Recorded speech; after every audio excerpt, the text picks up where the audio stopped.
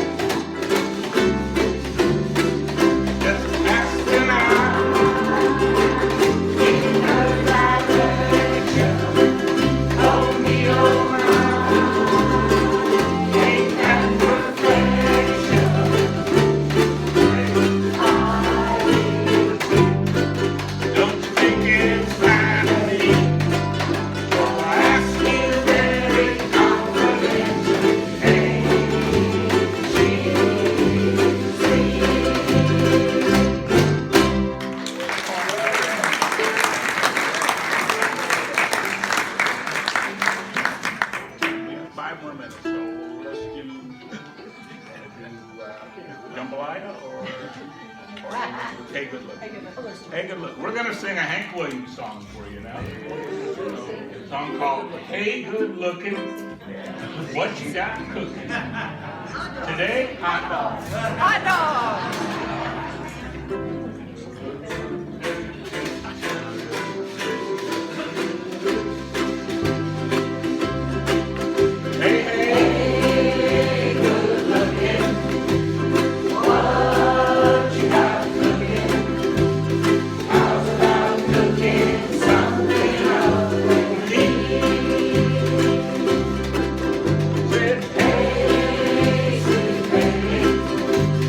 Don't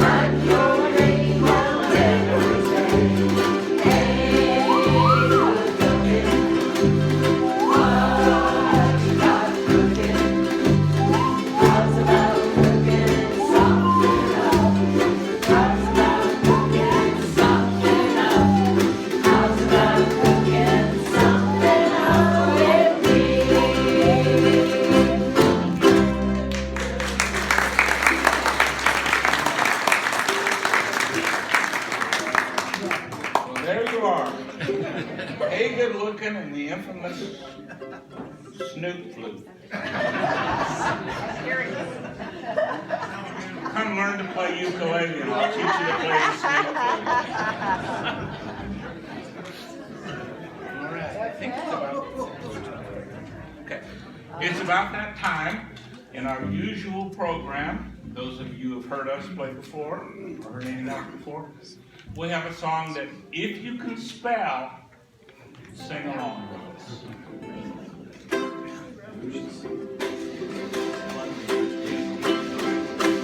Take the C-N-R-A-B-S-S,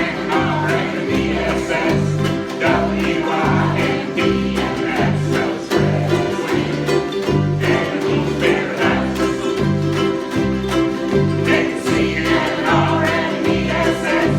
W-I-N-D-S, so spread the wind. It's mighty nice. Don't cover a lot when you look on the map. But I was studying geography when I was taking my retirement map. You take the C-N-R-A-B-S-S, W-I-N-D-S, so spread the wind. One more time, everybody sing it. Take the C-N-R-A-B-S-S, W-I-N-D-S, so spread the wind. And means paradise. You take the C-N-R-A-B-S-S, W-I-N-D-S, so spread the wind. And it's mighty nice. You don't cover a lot when you look on the map. But I was studying geography when I was taking my retirement map. You take the C-N-R-A-B-S-S, W-I-N-D-S, so spread the wind. And I just want to feel me. And that's so spread the wind. And it means paradise. Give thanks to Georgia, USA.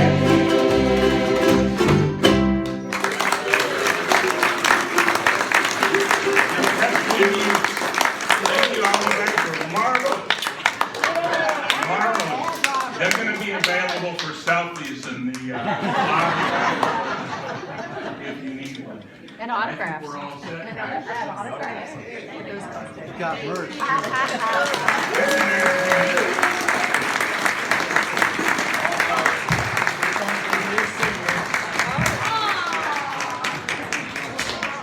And usually this is the part of the program where I get to tell you a little bit about what's going on.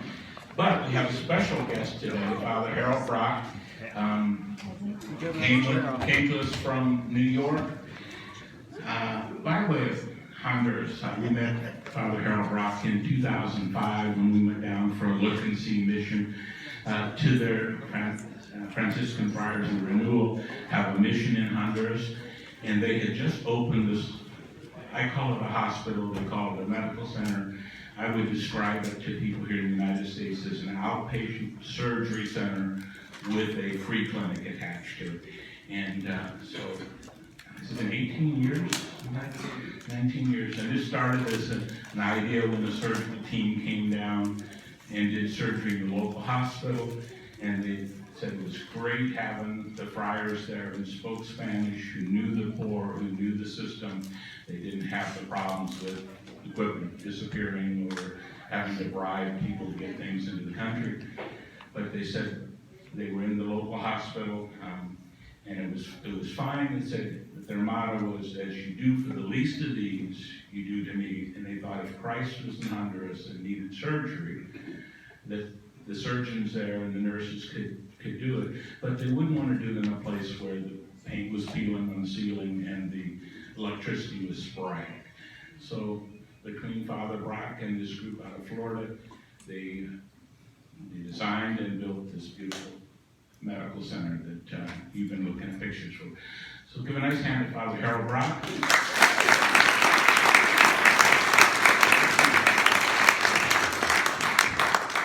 Good afternoon, everyone. Very nice to see you all here. Thank you for participating in Hot Dogs for Honduras. Very happy to be here to visit my good friends, the Kellys, and to renew friendship with some of you and meet all of you for the first time. I want to give you just a little background to the medical center in Honduras, and a lot of this is recounted in this little booklet. We opened there in the Jubilee year 2000, and almost immediately people would come to us with medical needs. So there was a state health center down the road. They would give very poor people prescriptions for medications or tests that they couldn't afford. So they were these useless pieces of paper. So they would come to us, and then we started off by having deals with local pharmacies. We would send them there, we would pay the bill. There were a few clinics that we worked it out with, but it became clear extremely quickly that that was less than a drop in the bucket. It was, the needs were immense. And we came down right after Hurricane Mitch, which brought just horrific devastation in Honduras. And so, as John said, we started working with Light of the World Charities to do surgical missions in the next town over La Paz. But then something happened that, actually two things happened that were kind of like being hit over the head with a baseball bat for me. 2 children died unnecessarily from lack of adequate medical care. One died from dengue in the hospital during a nursing strike. And the situation with that boy is, we had friars up in the village in the mountains at the time, and they anointed the boy as he was being brought down to the city. After he died, the friars had to take the body of the boy back up into the mountain. And then there was a toddler in our immediate area who had some kind of respiratory difficulty. His mother had some serious challenges, and he had been taken to the hospital, was brought back home, and he died. And we did the funeral in our friary for a 3-year-old toddler who had not had the chance to be baptized. And right around that time, we had the readings of daily mass, where the man brings his son who's possessed to the disciples, and they can't do anything for him. And then it comes to Jesus, and Jesus says, how long am I going to put up with you? It's a very rare moment, and he's exasperated. And I felt like he was saying that to me, like, when are you going to finally do something, right? So really, through God's providence, Light of the World Charities, fundraising, we built the St. Benedict Joseph Medical Center in less than a year for under $500,000. It opened its doors in 2004, and since that time, if you look on the back page of this little booklet, you can see that, second last page. Since opening its doors, 6,040 surgeries have been performed, and there has been, well, now it's more than this, 380,000 medical consults. So, of course, some of the patients return, but that has to be almost 200,000 distinct patients who've been cared for. All of them free of charge, all of them extremely poor, many of whom would not have been able to receive medical treatment otherwise.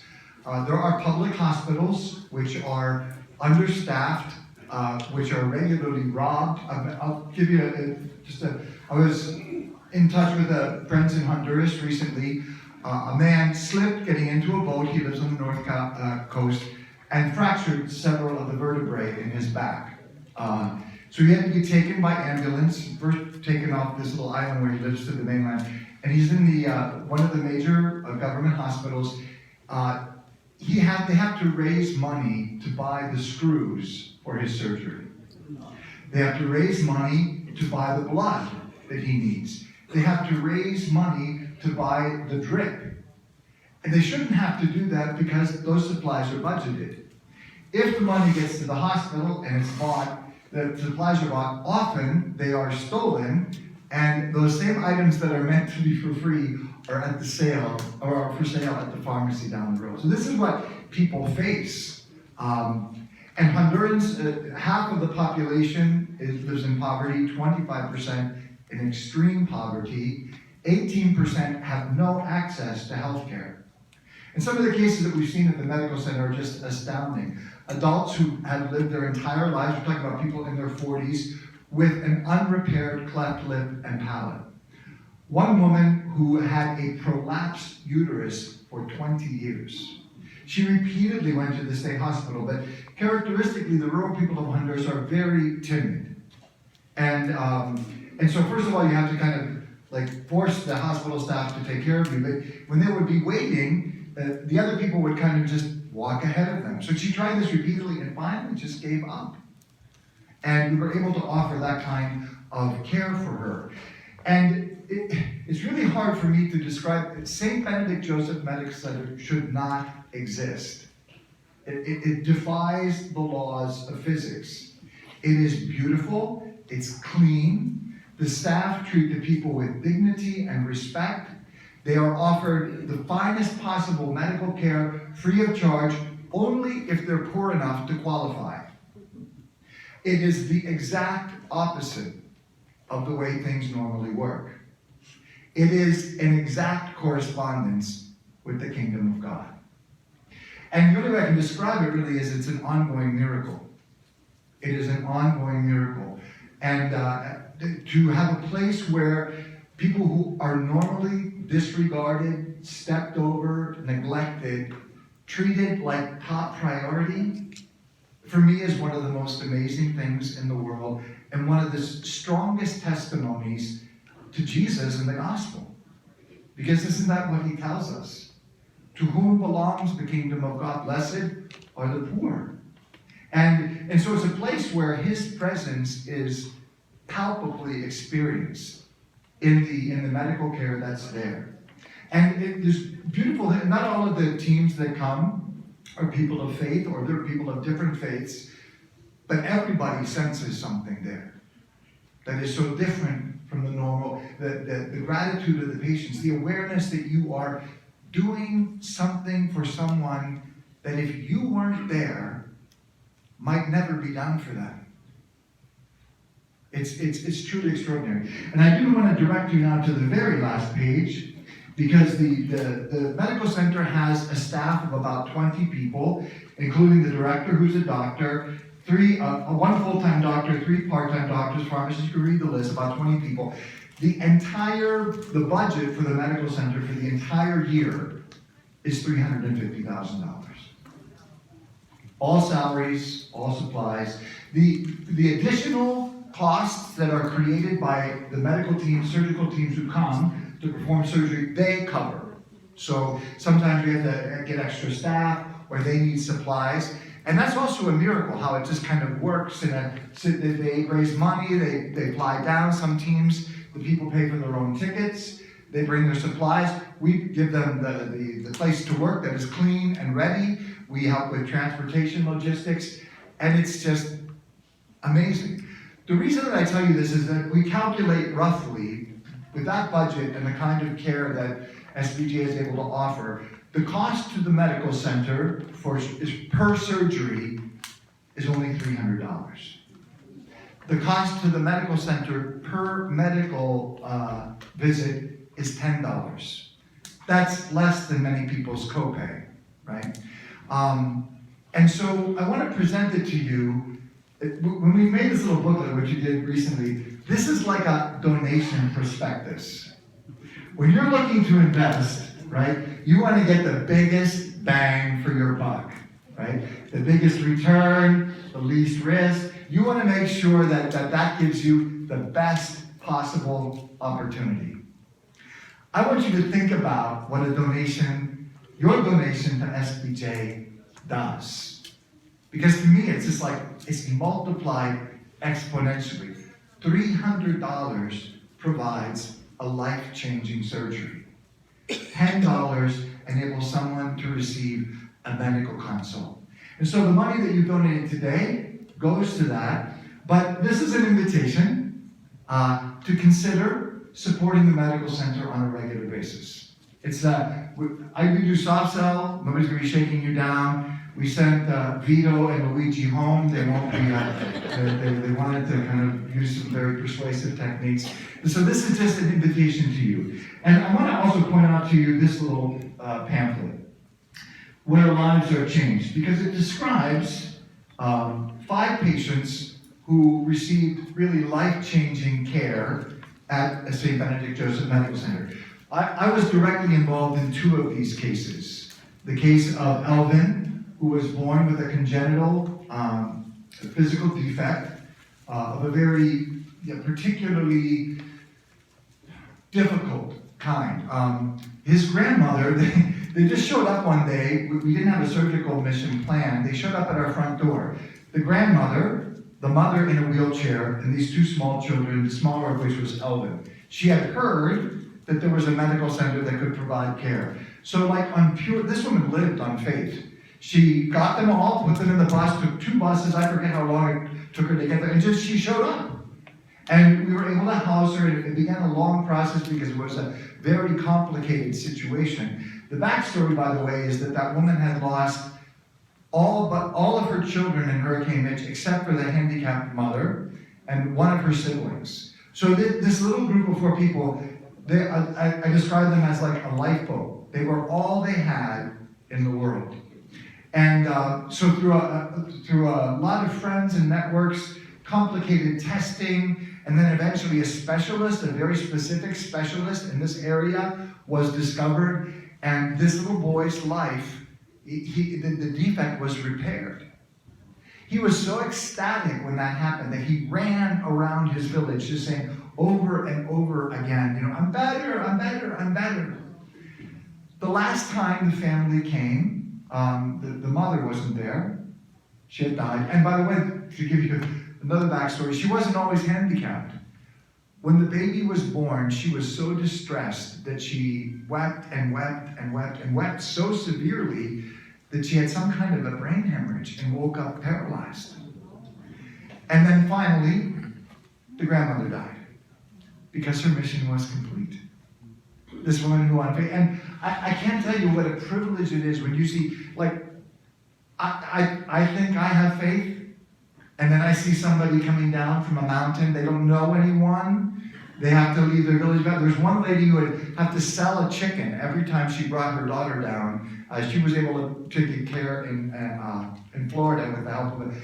But when I look at their faith, and I compare it to mine, I can only say that it is a privilege to be able to say, yes, we can help you. We can put you up. We can make sure that you get the care that you need. That's only possible because of you. It's this network of charity, this network of love, this network of faith that allows that to happen. And you can read the other stories. The other story was a little girl named Betty who was, at 1 year of age, I think she weighed less than her birth weight because her mother was mentally ill. We just happened to come across her. And so she really needed intensive intervention. And with the help of the medical center, we were able to get specialized food, help the mother, and you can look yourself and see the difference in the pictures. The last little thing you'll find is a little prayer card, the patron saint of the center, St. Benedict Joseph Labre, a mentally ill, homeless, beggar pilgrim who in so many ways represents the people that we serve, yet a man of great faith and holiness, and Father Benedict Rochelle, for whom the center is named. So if I could ask you just to take this, read this, pray about it, pray for it. It is a place that it functions on faith. It works on grace. And thank you again for this joyful celebration, for your support, for eating hot dogs for Honduras. Thank you.